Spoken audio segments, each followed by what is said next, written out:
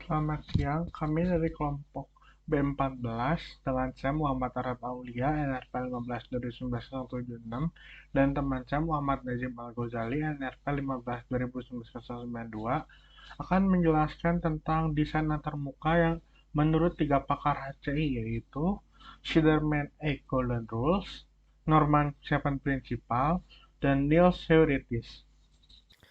Yang pertama ada Snyderman Eight Golden Rule.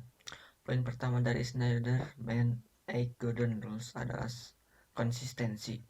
Setiap tampilan harus konsisten, mulai dari pewarnaan, penempatan logo atau icon, penempatan gambar, dan lain-lain. Contohnya seperti gambar berikut.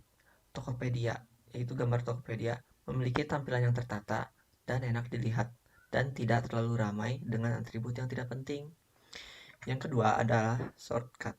Shortcut atau jalan pintas sangat dibutuhkan untuk mempermudah dan mempercepat penggunaan aplikasi. Yang contohnya yaitu pada aplikasi AutoCAD 2017, di mana pengguna dengan leluasa mengakses tools dengan singkat dan mudah. Yang ketiga ada informatif feedback. Visual feedback dapat terlihat ketika file yang kita klik atau highlight di Windows.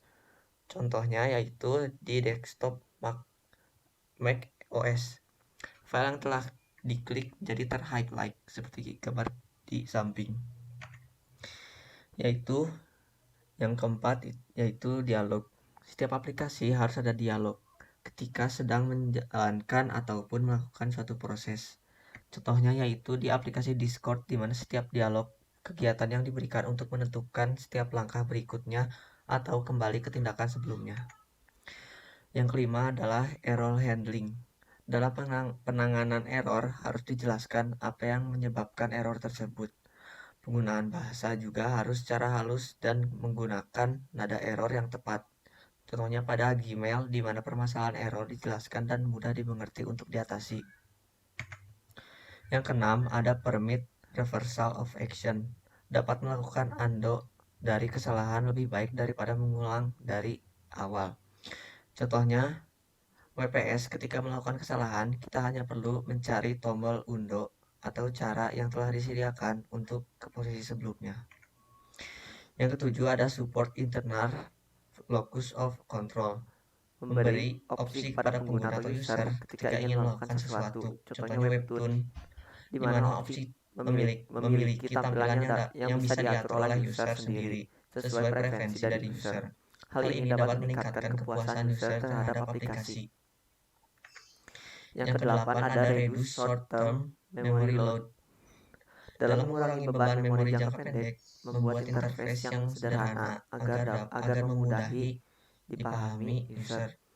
Contohnya, Apple menggunakan 4 ikon aplikasi di area utama. Selain itu, Apple juga mempertimbangkan konsistensi juga.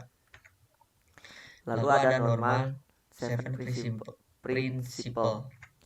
Poin pertama yaitu use knowledge in the real world and in the head. Prinsip ini menyatakan bahwa seseorang akan belajar lebih baik ketika informasi yang dibutuhkan untuk menyelesaikan suatu tugas sudah tersedia bagi mereka.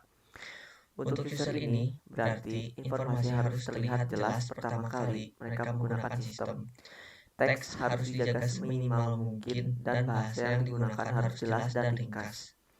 Keyboard shortcuts dan manual controls digunakan untuk meningkatkan performa dari user, tetapi tidak boleh digunakan sebagai satu-satunya cara untuk melakukan task penting. Contohnya seperti penggunaan icon yang mirip dengan dunia nyata, seperti gambar di bawah ini. Lalu yang kedua ada simplify the structure of task. Sebagai aturan umum, perancang tidak dapat menyimpan lebih dari 5 informasi yang tidak terikat dalam memori panjang pendek, memori jangka pendek sekaligus. Jadi sebaiknya mempertimbangkan bagaimana cara dapat meringankan beban pengambilan bagi pengguna, seperti meminimalkan jumlah informasi yang tidak relevan atau mengurangi jumlah pilihan atau choice. Reset notification juga dapat membantu memori user untuk mengingatnya.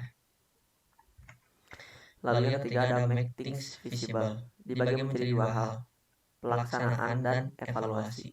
User tahu bagaimana tugas dijalankan dan harus dapat mengevaluasi hasilnya. Feedback dapat sangat penting untuk prinsip ini. Memberikan feedback yang baik kepada user tentang keadaan sistem dan membuat hasil dari tindakan sejelas mungkin. Lalu yang keempat, get the mappings right. Pemetaan adalah hubungan antara kontrol, apapun efeknya, dan tindakan yang dihasilkan dari kontrol. Perlu mengeksploitasi pemetaan alami, seperti menempatkan tombol hapus di sebelah item yang dihapusnya, untuk membantu user mengembangkan model mental sistem yang akurat. Contohnya seperti meletakkan tombol cancel di sebelah kiri dan tombol next di sebelah kanan. Yang kelima, exploit the power constraints. Kendala mencegah error terjadi dengan mengambil kontrol dari tangan user. Misalnya, jika aplikasi memerlukan pendaftaran email agar orang-orang dapat menggunakan aplikasi tersebut, maka mintalah pengguna untuk mengisi password mereka 2 kali. Dan pastikan keduanya divalidasi sebagai password mereka 2 kali. Dan pastikan keduanya divalidasi sebagai password yang sebenarnya. Yang keenam, ada design for error. Asumsikan bahwa setiap error akan terjadi. Uji hal tersebut dan berikan suatu jalan keluar ketika itu terjadi. Luangkan waktu untuk memikirkan dengan seksama tentang pesan error Anda. Yang ketujuh, when all else fails, standardise. Jika tidak ada cara yang lebih cepat, lebih mudah, atau lebih sederhana untuk melakukan sebuah task, maka manfaatkan pengetahuan yang dipelajari oleh pengguna. Contohnya, desain menu utama Samsung memiliki standar tersendiri yang memiliki desain konsisten dari generasi ke generasi. Yang ketiga, pendapat ketiga dari Nielsen Heuristic. Yang pertama, visible of system status. Sistem selalu menjaga user terinformasi tentang apa yang sedang terjadi melalui feedback. Feedback biasanya dikaitkan dengan titik tindakan dan dapat disediakan dengan menggunakan perubahan warna, pemuatan, grafik yang tersisa waktu, dan lain-lain. Yang kedua, match between system and the real world. Interaksi dengan user adalah titik kunci dalam kesuksesan produk. Untuk mempermudah interaksi antara user dan produk, coba gunakan komponen yang biasa digunakan bagi user. Dapat dilakukan dengan mencocokkan sistem desain dengan dunia nyata. Dapat menggunakan teks, icon, ilustrasi, dan lain-lain yang akrab dengan user, sehingga dapat mengaitkan dengan hal sehari-hari dan dapat dengan mudah dipahami tujuan dari setiap elemen. Contohnya, menggunakan kalimat dan pas yang familiar dengan user. Ketiga, user control and freedom, yaitu adalah memberikan kemudahan dan kebebasan kepada user dalam menggunakan interface.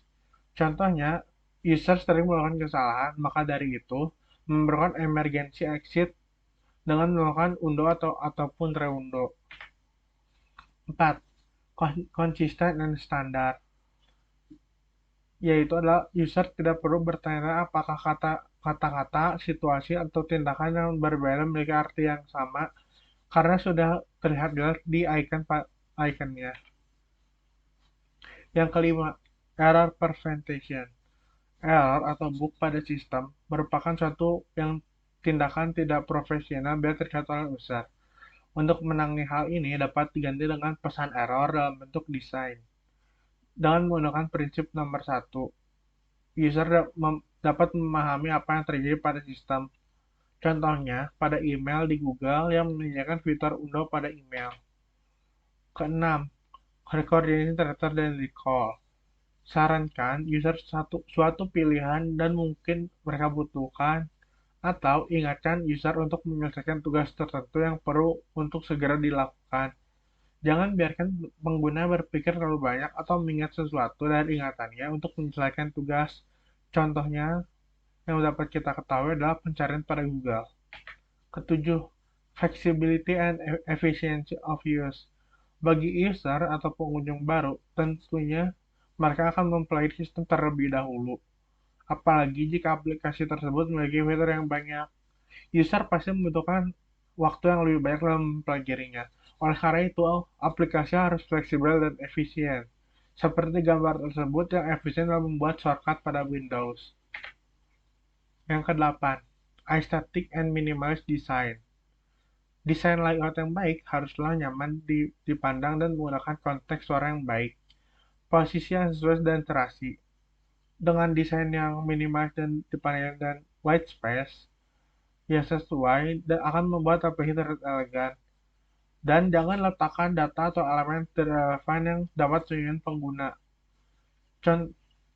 Sebagai contoh yang bagus adalah tampilan Google merupakan salah satu contoh yang minimalis dan estetik. 9. Help user recognize, diagnosis, and recover from error.